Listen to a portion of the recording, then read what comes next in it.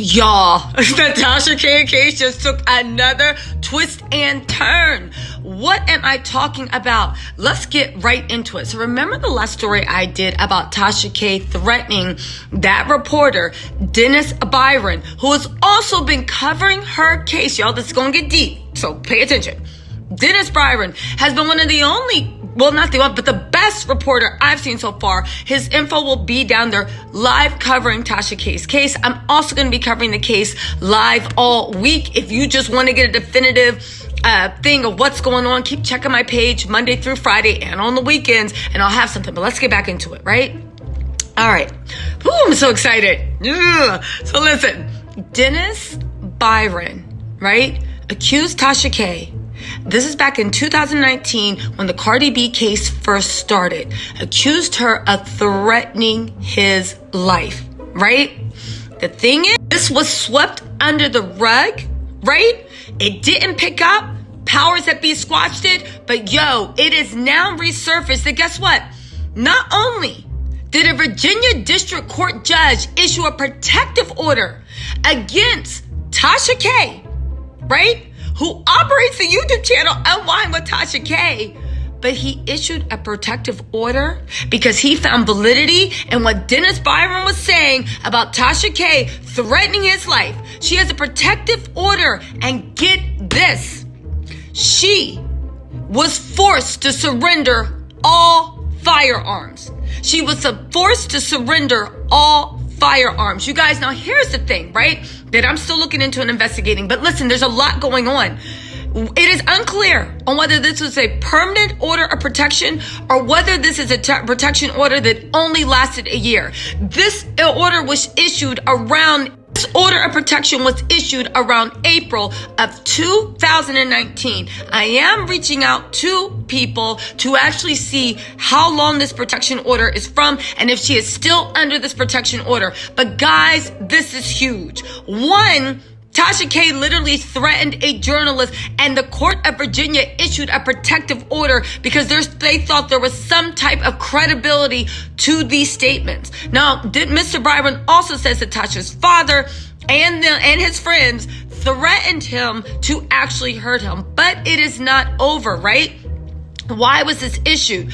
Dennis always maintained that Tasha K, when he was investigating her and going to her old neighborhood where she did not live to ask people about him, because he is an investigative reporter for Hip Hop Inquirer magazine. I'll put the link down there. He's also the CEO. Pay attention. This is where it gets like a little fuzzy. He's also the Hip Hop Inquirer has been doing nonstop coverage. Now, that's not to say he's doing anything untoward, because again, that's what investigative journalists do. They investigate. It looks like all his actions were in the right side of the law. Tasha K was hit with a protection order. He was awarded a protection order against her, and also that she had to surrender all her weapons. Now, listen. Dennis Byron is also saying that, this is what he said with the restraining order. The only reason I wanted to visit that neighborhood is to investigate about what was going on regarding the cyberbullying that was happening and she was being accused of with Tasha K, but with other people. Tasha K then responded to he kept going, she would end him, and he would get one in the dome and one in the breastplate, right? She literally said that to an investigative reporter. Ironically, Mr. Bryan has been giving wall-to-wall coverage, right, of what is going on in the Tasha K trial. A lot of people speculated he had beef with her. However, this might actually show where the beginning of their beef started, which could be what the Virginia judge found out that he threatened a life. But listen, he also goes on to speculate. This is an article for Hip Hop Inquirer that I believe he wrote. He also goes on to speculate that Tasha K operates much like an organized crime ring, engaging in saying her business practices engage in criminal gang activity. Now, let's not forget that people made numerous complaints about Tasha K on Instagram because they said that I'm paraphrasing, that she was using her followers to cyberbully, intimidate, harass, and make up vicious lies about people. Also, Tasha K could get clicks and make money. Instagram did pull down her Wino Gang and her Wino Gang 2 and Wino Gang 3 pages for the sole purpose because Dennis Byron is saying that Instagram pulled it down because they found that Tasha K was using her page for the sole purpose of having her members stalk, harass, and intimidate the people she is blogging about on her infamous YouTube channel, Unwind with Tasha K, right? And she's doing it all for money. Now you might be wondering, okay, we know about Cardi B. Who else is there? Well, we got other names, and they cite source. Source number 1, saying Tasha K accused Atlanta celebrity stylist Cash Howard of being part of the Pedialyte Bear ring. Yes, I know it's not Pedialyte Bear, but that's the word we're using to beat the algorithm. Of the Pedialyte Bear ring involving R. Kelly.